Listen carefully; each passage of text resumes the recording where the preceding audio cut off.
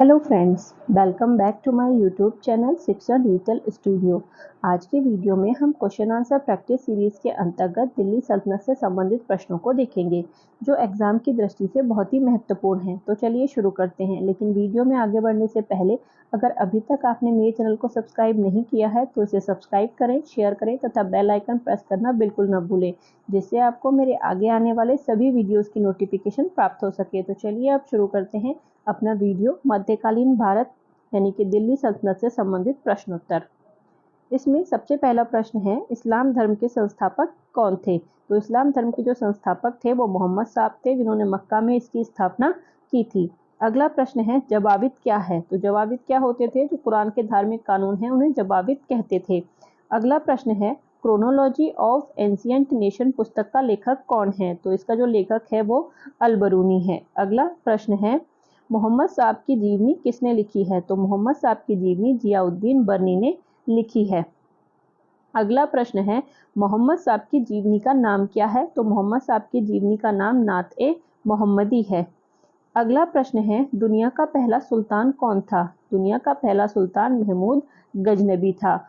अगला प्रश्न है, सिंध विजय का उल्लेख किस ग्रंथ में मिलता है? तो सिंध विजय का उल्लेख चचनामा में मिलता है। अगला प्रश्न है, तहकीके हिंद किसकी रचना है? तो तहकीके हिंद अल-बरूनी की रचना है। अगला प्रश्न है, तहकीके हिंद का अन्य नाम क्या है? तो तहकीके हिंद का जो दूसरा नाम है वो किताबुल हिंद है। अगला प्रश्न, तहकीके हिंद में कितने अध्याय हैं? तो तहकीके हिंद में 80 अध्याय हैं। अगला प्रश्न, अल-बरूनी का जन्म कहाँ हुआ था? तो अल-बरूनी का जन्म खीवा में हुआ था, जो मध्य एशिया में पड़ता है। अगला प्रश्न है, पुराणों का अध्ययन करने वाला पहला मुस्लिम कौन था? तो पुराणों का अध्ययन करने वाला पहला मुस्लिम अल-बरूनी था। अगला प्रश्न, अल-बरूनी किसके साथ भारत आया था? तो अल-बरूनी महमूद गजनबी के साथ भारत आया था। अगला प्रश्न है, ताजुल मासिर किसकी रचना है? तो ताजुल मासिर हसन निजामी की रचना है। अगला प्रश्न है, ताजुल मासिर हसन निजामी ने किसको समर्पित की है? तो ये कुतुबुद्दीन ऐबक को समर्पित की है। अगला प्रश्न है, ताजुल मासिर का अंग्रेजी अनुवाद किसने किया? तो ताजुल मासिर का जो अंग्रेजी अनुवाद है वो इलियट तथा डाउसन ने किया है। अगला प्रश्न है, दिरहम और दीनार नाम के सिक्के कुतुबुद्दीन ने चलाए थे, ऐसा कौन कहता है? तो ऐसा निजामी कहता है।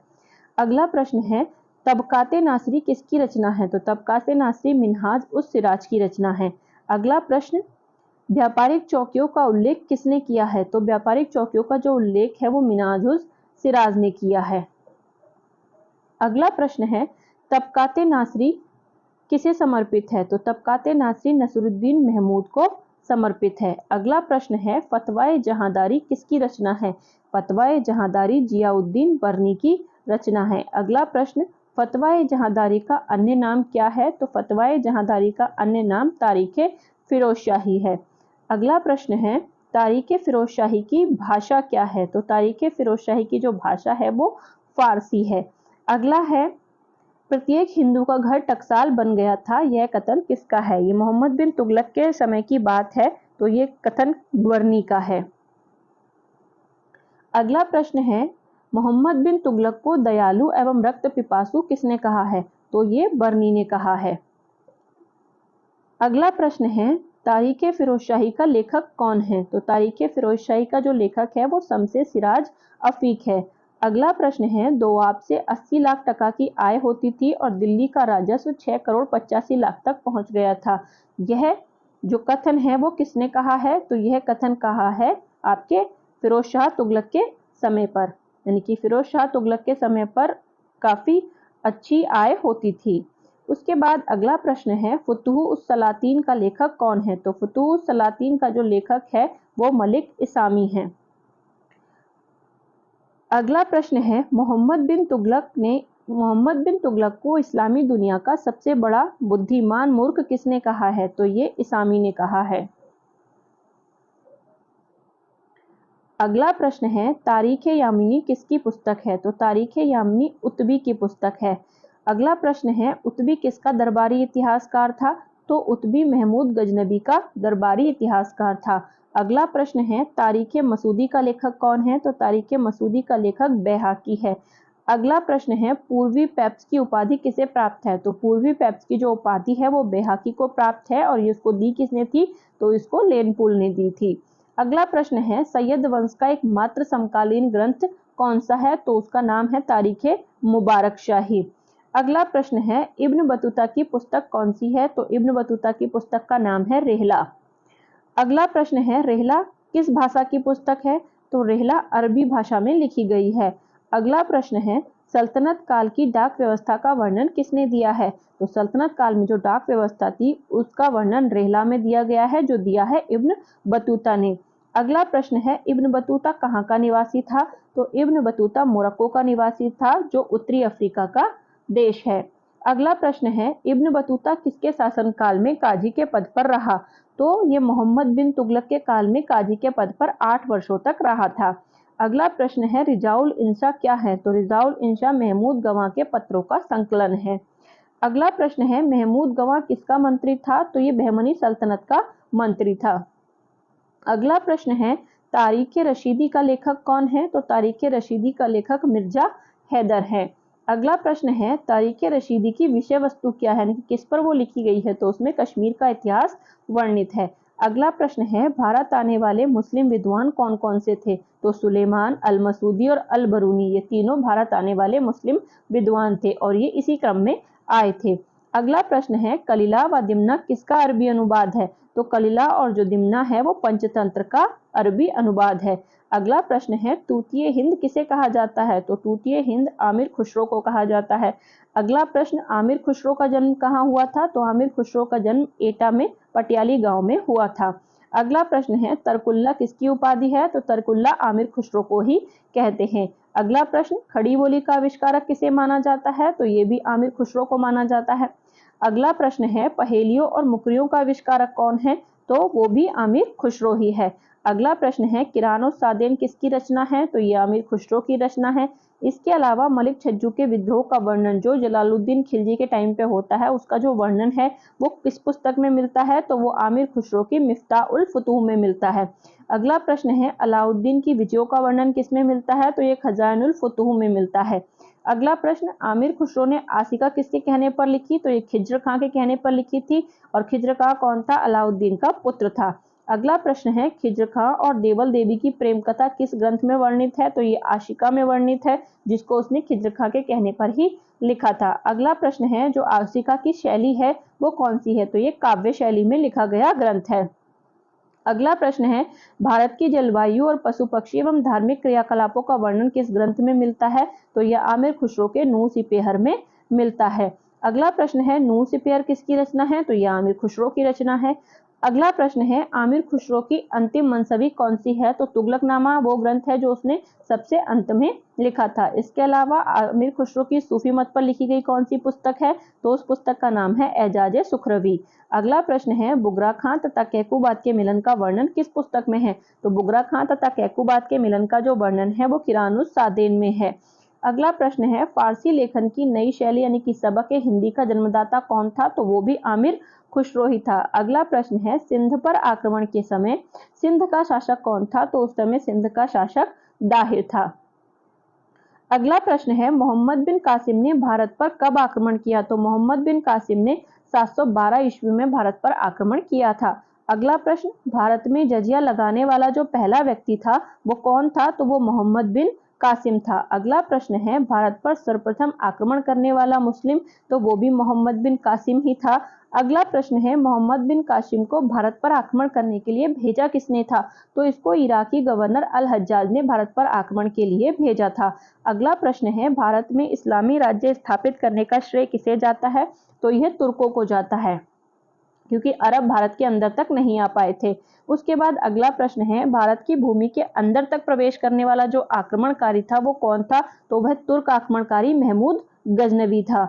अगला प्रश्न है भारत में राज्य स्थापित करने वाला तुर्क आक्रमणकारी कौन था? तो ये मोहम्मद गौरी था जिसने राज्य स्थापित किया। गजनवी सिर्फ लूटपाट कर वापस चला गया था। अगला प्रश्न है सुल्तान की उपाधि धारण करने वाला पहला शासक कौन था? तो ये भी महमूद गजनवी था। अगला प्रश्न है महमूद गजनवी की उपाधियां कौन कौन सी थी? तो यामीन उद दौला और यामीन उल मिल्ला, ये दोनों उपाधियां महमूद गजनवी की थी। अगला प्रश्न है, गजनवी ने भारत पर कितनी बार आक्रमण किया? तो उसने भारत पर 17 बार आक्रमण किया। गजनवी का जो पहला आक्रमण था वो किसके विरुद्ध था? तो वो जयपाल के विरुद्ध था। अगला प्रश्न है, जयपाल कहाँ का शासक था? तो जयपाल वहिंदी का शासक था। अगला प्रश्न है, किस शासक ने गजनवी के खिलाफ संघ बनाया था? तो आनंदपाल ने गजनवी के खिलाफ संघ बनाया था। अगला प्रश्न है, किसके द्वारा राज्यपाल को दंड देने के लिए संघ बनाया गया था? तो विद्याधर जो कि चंदेल शासक था, उसने राज्यपाल को दंड देने के लिए संघ बनाया था, क्योंकि राज्यपाल महमूद गजनवी के डर से भाग गया था मैदान छोड़कर। अगला प्रश्न है, घुड़सवार तथा नंदी के चित्र किसके सिक्कों पर मिलते हैं? तो ये महमूद गजनवी के सिक्कों पर ही मिलते हैं। अगला प्रश्न, महमूद गजनवी द्वारा प्रचलित सिक्के क्या कहलाते थे? तो ये दिल्ली वाल या फिर दहली वाल कहलाते थे। अगला प्रश्न है, सोमनाथ पर गजनवी का आक्रमण कब हुआ था? तो यह 1025 ईस्वी में सोमनाथ पर आक्रमण किया था। अगला प्रश्न है, सोमनाथ आक्रमण के समय गुजरात का शासक कौन था? तो सोमनाथ आक्रमण के समय गुजरात का शासक भीमदेव था। अगला प्रश्न, गजनवी ने किन क्षेत्रों को अपने साम्राज्य में मिलाया? तो पंजाब, सिंध और मुल्तान ऐसे क्षेत्र थे जो गजनवी ने अपने राज्य में मिला लिए थे। अगला प्रश्न है, गजनवी के आक्रमणों का उद्देश्य क्या था? तो उसके आक्रमणों का उद्देश्य मात्र धन लूटना था। उसके बाद अगला प्रश्न है, महमूद गजनवी की सेना के दो मुख्य हिंदू सेनापति कौन से थे? तो वो तिलक और सेवंत राय, दो हिंदू सेनापति महमूद गजनवी की सेना में थे। अगला प्रश्न है, अलबरूनी किसके साथ भारत आया था? तो अलबरूनी महमूद गजनवी के साथ 1018 में जब कन्नौज आक्रमण किया था उसने, तब भारत आया था। अगला प्रश्न, गजनवी का दरबारी इतिहासकार कौन था? तो उतबी गजनवी का दरबारी इतिहासकार था। अगला प्रश्न है, किताबुल यामिनी किसकी रचना है? तो किताबुल यामिनी उतबी की रचना है। अगला प्रश्न, शहनामा का लेखक कौन है? तो शहनामा का लेखक फिरदौसी है। अगला प्रश्न है, तुर्की द्वारा प्रयुक्त विशेष प्रकार के धनुष क्या कहलाते थे? तो उन्हें नावक कहते थे। अगला प्रश्न है, मोहम्मद गौरी का पहला आक्रमण कब हुआ था? तो मोहम्मद गौरी का पहला आक्रमण मुल्तान पर करमाहतियों के विरुद्ध हुआ था। अगला प्रश्न है, मोहम्मद गौरी को हराने वाला शासक कौन था? तो मोहम्मद गौरी को पहली बार हराने वाला जो शासक था वो मूलराज द्वितीय था। अगला प्रश्न है, ताराइन का युद्ध किस किस के मध्य हुए? तो ताराइन के जो युद्ध हैं वो मोहम्मद गौरी और पृथ्वीराज चौहान के मध्य हुए।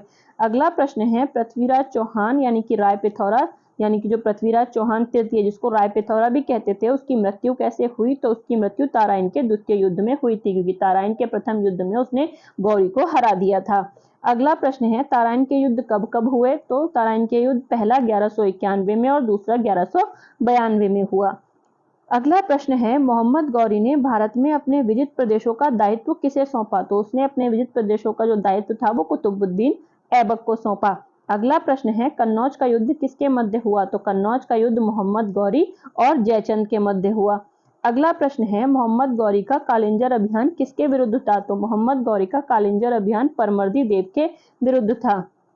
अगला प्रश्न है, नालंदा एवं विक्रम विश्वविद्यालय को जलाने वाला कौन था? तो नालंदा और विक्रमशिला विश्वविद्यालय को जलाने वाला बख्तियार काकी था, जो मोहम्मद गौरी का एक सरदार था। अगला प्रश्न है, बख्तियार खिलजी बंगाल आक्रमण के समय यानी कि बख्तियार खिलजी ने जब बंगाल पर आक्रमण किया तो उस समय शासक कौन था बंगाल का? तो वहां का शासक लक्ष्मण सेन था। अगला प्रश्न है, गौरी को अंधखुंद के युद्ध में किसने पराजित किया था? तो उसे अंधखुंद के युद्ध में ख्वारिज्म शाह ने पराजित किया था। अगला प्रश्न है, गौरी का अंतिम अभियान कौन सा था? तो गौरी का अंतिम अभियान खोखरों के विरुद्ध था। अगला प्रश्न, गौरी की मृत्यु कहाँ हुई थी? तो गौरी की मृत्यु दमयक नामक स्थान पर चाकू मारकर एक खोखर व्यक्ति ने की थी। अगला प्रश्न है, गौरी के भारतीय विजित प्रदेशों पर किसने अधिकार किया? तो कुतुबुद्दीन ने उसके भारतीय विजित प्रदेशों पर अधिकार करके दिल्ली सल्तनत की स्थापना की।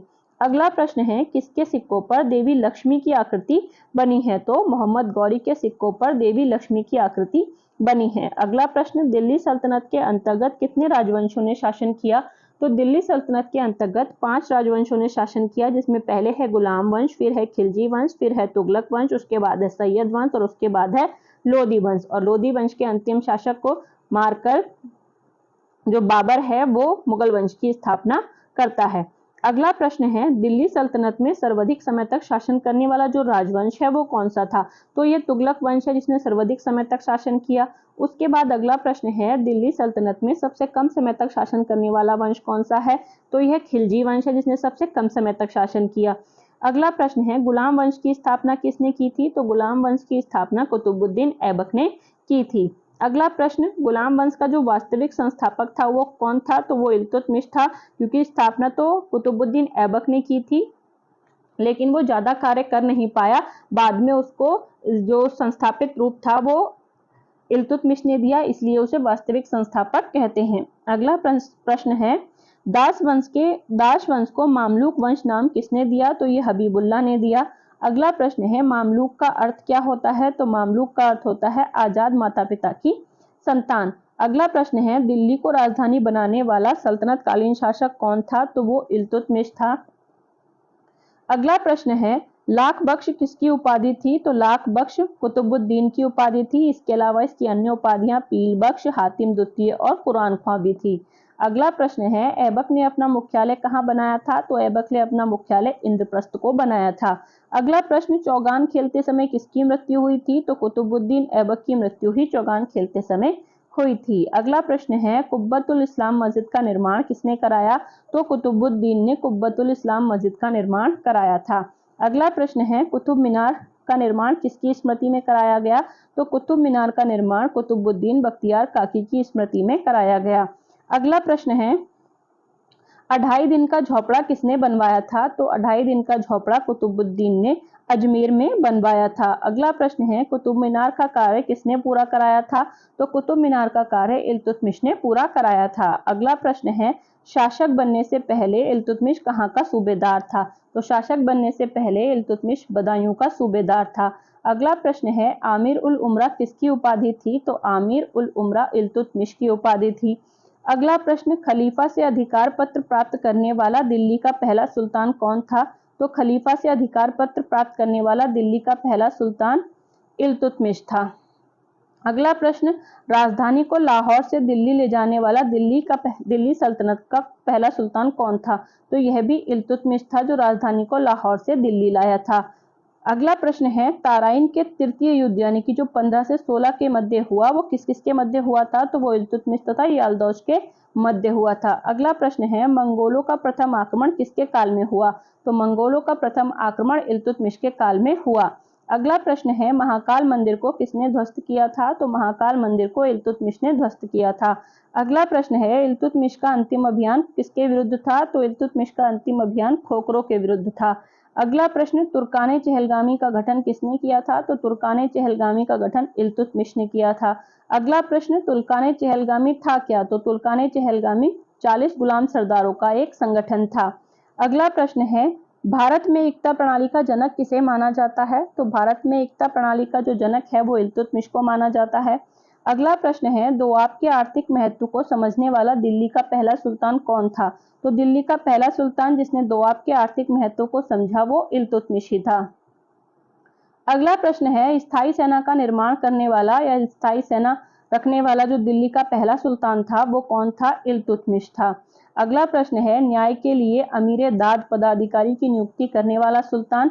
तो ये इल्तुतमिश था। ये अमीर दाद बहुत इंपॉर्टेंट है। अगला प्रश्न है पहला तुर्क शासक कौन था जिसने शुद्ध अरबी सिक्के चलाए? तो यह भी इल्तुतमिश था।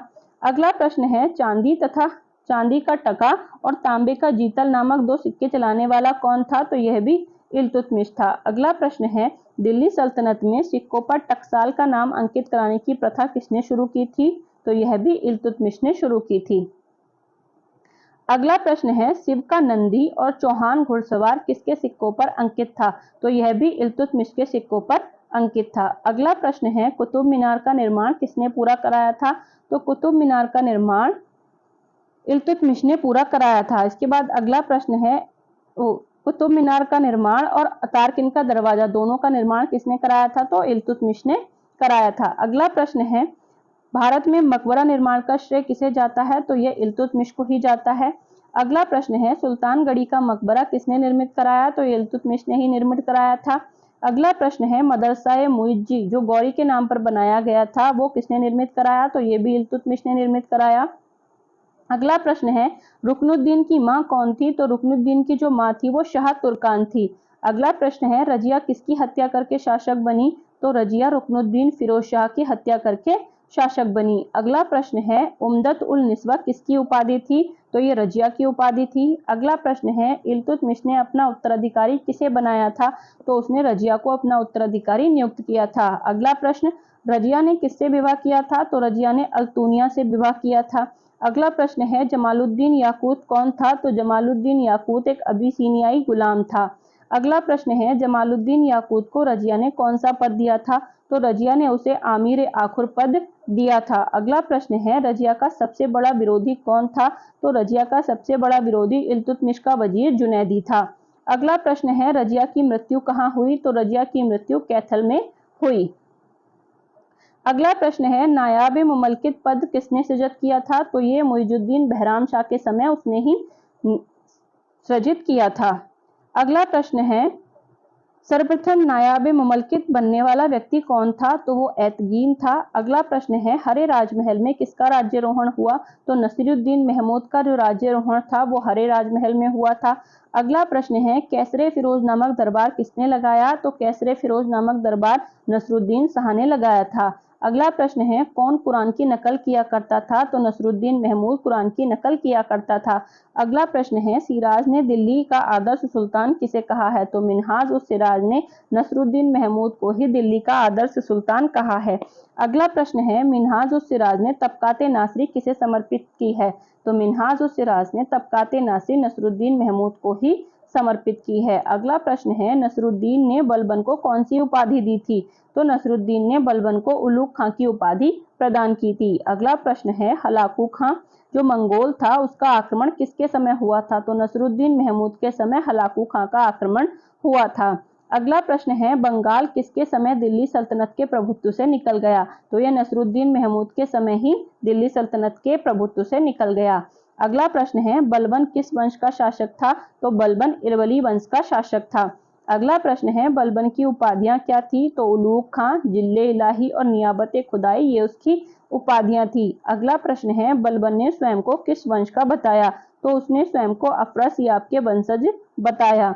अगला प्रश्न है बलबन के उत्कर्ष का काल कौन सा माना जाता है, तो नसरुद्दीन महमूद का जो शासन काल था वही बलबन के उत्कर्ष का काल था। अगला प्रश्न है एक मलिक होते हुए वह खान हो गया और फिर सुल्तान हो गया, यह कथन किसके विषय में है, तो यह कथन बलबन के विषय में है। अगला प्रश्न है बलबन का राज्यारोहण किस राजमहल में हुआ था, तो उसका राज्यारोहण लाल महल में हुआ था। अगला प्रश्न है रक्त एवं लौह की नीति किसने अपनाई, तो बलबन ने रक्त और लौह की नीति अपनाई। अगला प्रश्न है बलबन का राजत्व सिद्धांत क्या था, तो बलबन का राजत्व सिद्धांत था कि सुल्तान पृथ्वी पर अल्लाह का प्रतिनिधि यानी कि नियाबते खुदाई है।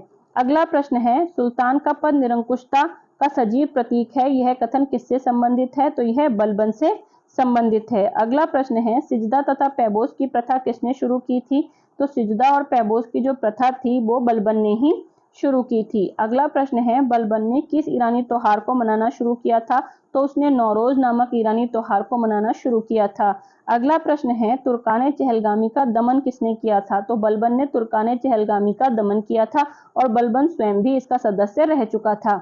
अगला प्रश्न है दीवाने आरिज नामक नए विभाग की स्थापना किसने की थी, तो बलबन ने इस नए विभाग की स्थापना की थी। अगला प्रश्न है दीवाने आरिज के मुखिया को क्या कहते थे, तो दीवाने आरिज के मुखिया को रावत ए अर्ज कहते थे।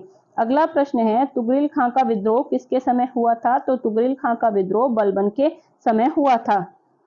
अगला प्रश्न है ख्वाजा नामक अधिकारी की नियुक्ति किसने की थी, तो ख्वाजा नामक अधिकारी की नियुक्ति बलबन ने की थी। अगला प्रश्न है बरीद मुमालिक कौन था, तो गुप्तचर विभाग का जो प्रमुख था उसे बरीद मुमालिक कहते थे। अगला प्रश्न है गुप्तचरों को क्या कहते थे, तो गुप्तचरों को बरीद कहते थे। अगला प्रश्न है दोआब में एकताओं का पुनर्ग्रहण किसने किया था, तो दोआब में एकताओं का पुनर्ग्रहण करने वाला बलबन था। अगला प्रश्न है तैमूर का आक्रमण किसके समय हुआ, तो तैमूर का आक्रमण बलबन के समय हुआ था। अगला प्रश्न है बलबन ने अपना उत्तराधिकारी किसे चुना था, तो बलबन ने अपना उत्तराधिकारी कैखुसरो को चुना था। बलबन के बाद बनने वाला शासक कौन था, बलबन के बाद बनने वाला जो शासक था वो कैकुबाद था, जबकि उसने उत्तराधिकारी कैखुसरो को चुना था। अगला प्रश्न है कैकुबाद की मृत्यु कैसे हुई, तो कैकुबाद की जो मृत्यु थी वो फालिस गिरने से हुई थी। अगला प्रश्न है किलोखोरी राजमहल की स्थापना किसने की थी, तो कैकुबाद ने किलोखोरी राजमहल की स्थापना की थी। अगला प्रश्न है, गुलाम वंश का अंतिम शासक कौन था? तो क्यूमर्स गुलाम वंश का अंतिम शासक था। क्यूमर्स की हत्या किसने की थी? तो क्यूमर्स की हत्या शाइस्ता खां ने की थी। शाइस्ता खां ने किस वंश की स्थापना की? तो शाइस्ता खां ने क्यूमर्स की हत्या करके खिलजी वंश की स्थापना की। अगला प्रश्न है, शाइस्ता खां किसकी उपाधि थी? तो जलालुद्दीन खिलजी की उपाधि शाइस्ता खां थी। उसके बाद अगला प्रश्न है, कुतुब मीनार के निर्माण में किसका योगदान रहा है? तो कुतुब मीनार के निर्माण में 3 शासकों का योगदान रहा है। पहला कुतुबुद्दीन ऐबक जिसने निर्माण कार्य शुरू कराया, दूसरा इल्तुतमिश जिसने इस कार्य को पूरा कराया और तीसरा फिरोज शाह तुगलक जब बिजली गिरने से चौथी मंजिल नष्ट हो गई थी तो उसने चौथी तथा 5वीं मंजिल बनवाई थी। अगला प्रश्न है, गुलाम का गुलाम किसे कहा जाता है? तो इल्तुतमिश को गुलाम का गुलाम कहा जाता है, क्योंकि इल्तुतमिश किसका गुलाम था? कुतुबुद्दीन ऐबक का, और कुतुबुद्दीन ऐबक मोहम्मद गौरी का गुलाम था, इसलिए इसको गुलामों का गुलाम कहा जाता है। अगला प्रश्न है, मंगोल नेता चंगेज खां किसका समकालीन था? तो मंगोल नेता चंगेज खां इल्तुतमिश का समकालीन था, जब मंगबरनी का पीछा करते हुए यह सिंधु तट तक आया था। अगला प्रश्न है, मंगोल नेता चंगेज खां का मूल नाम क्या था? तो मंगोल नेता चंगेज खां का मूल नाम तैमूचिन था। अगला प्रश्न है, बलबन का पूरा नाम क्या था? तो बलबन का पूरा नाम गयासुद्दीन बलबन था। अगला प्रश्न है, गढ़मुक्तेश्वर की मस्जिद की दीवार पर बने शिलालेख में स्वयं को खलीफा का सहायक किसने कहा है? तो बलबन ने स्वयं को खलीफा का सहायक कहा है। अगला प्रश्न है, दिल्ली सल्तनत तथा मंगोलों के मध्य बफर स्टेट कौन सा था? तो उन दोनों के मध्य बफर स्टेट सिंध था। अगला प्रश्न है, भारत में वास्तविक तुर्की शासक कौन था? तो भारत में वास्तविक तुर्की शासक इल्तुतमिश को माना जाता है। अगला प्रश्न है, सदैव तत्पर रहने वाली सेना का निर्माण किसने किया था? तो बलबन ने सदैव तत्पर रहने वाली सेना का निर्माण किया था। अगला प्रश्न है, कौन सा इतिहासकार मंगोलों द्वारा बंदी बनाया गया था? तो आमिर खुसरो को मंगोलों ने बंदी बनाया था। अगला प्रश्न है, भारत अरब नहीं है, इसे दारुल इस्लाम में परिवर्तित करना व्यवहारिक रूप से संभव नहीं, यह कथन किसका है? तो यह कथन इल्तुतमिश का है। अगला प्रश्न है, राबत-ए-अज की पदवी पहली बार किसे दी गई? तो राबत-ए-अज की पदवी पहली बार इमादुल मुल्क को दी गई थी। अगला प्रश्न है, सुल्तान इल्तुतमिश के शासनकाल में न्याय चाहने वाले व्यक्ति को क्या पहनना होता था? तो उसे लाल वस्त्र पहनने होते थे, जो कि रजिया भी जनता के सामने पहनकर आई थी। अगला प्रश्न है, बलबन ने अपना दरबार किस पद्धति पर गठित किया था? तो बलबन ने अपना दरबार ईरानी या फिर फारसी पद्धति पर गठित किया था। अगला प्रश्न है, विद्वानों और पवित्र जनों को दान या उपहार देने के लिए कौन प्रसिद्ध था? तो शाह तुर्कान इस बात के लिए प्रसिद्ध थी। अगला प्रश्न है, किसने नए क्षेत्रों को विजित करने का प्रयास नहीं किया? तो बलबन ने नए क्षेत्रों को विजित करने का प्रयास नहीं किया। अगला प्रश्न है, किसने सर्वप्रथम ईरान की राजतंत्रीय प्रथा यानी कि उत्तराधिकार के नियम को लेकर शुरू की थी? तो ये इल्तुतमिश थी। ईरान की परंपरा ये थी कि वो अपने जीते हुए अपने उत्तराधिकारी को चुन लेते थे, तो सबसे पहले यह काम इल्तुतमिश ने अपनी बेटी रजिया को उत्तराधिकारी चुनकर किया था। अगला प्रश्न है, भारत में तुर्की सेना की विजय का मुख्य कारण क्या था? तो उनकी घुड़सवार सेना का प्रयोग करना उनकी विजय का मुख्य कारण था, क्योंकि यहाँ के जो शासक थे वो पैदल सेना या फिर हाथियों का प्रयोग करते थे ज्यादा। अगला प्रश्न है, बलबन द्वारा पराजित बंगाल का शासक कौन था? तो तुगरिल खां बंगाल में बलबन द्वारा पराजित शासक था। अगला प्रश्न है, बलबन की मृत्यु से दुखी मालिकों ने अपने वस्त्र फाड़ डाले तथा सुल्तान के शव को नंगे पैर दारुल अमन के कब्रिस्तान तक ले जाते हुए अपने सिरों पर धूल फेंकी, यह कथन किसका है? तो यह कथन जियाउद्दीन बर्नी का है। अगला प्रश्न है, किसने दरबार में ड्रेस कोड लागू किया था? तो बलबन ने अपने दरबार में ड्रेस कोड लागू किया था। अगला प्रश्न है, कौन अपनी साधारण आदतों के कारण दरवेश राजा के नाम से जाना जाता है? तो नसरुद्दीन महमूद, जो कि सादा जीवन जीता था, इसलिए उसे साधारण आदतों के कारण दरवेश राजा के नाम से जाना जाता है। इस प्रकार हमने लगभग 210 प्रश्नों को देखा। अगर आप इसी तरह से मेरे साथ डिटेल में हिस्ट्री की तैयारी करना चाहते हैं तो बने रहिए मेरे साथ। Thank you for watching.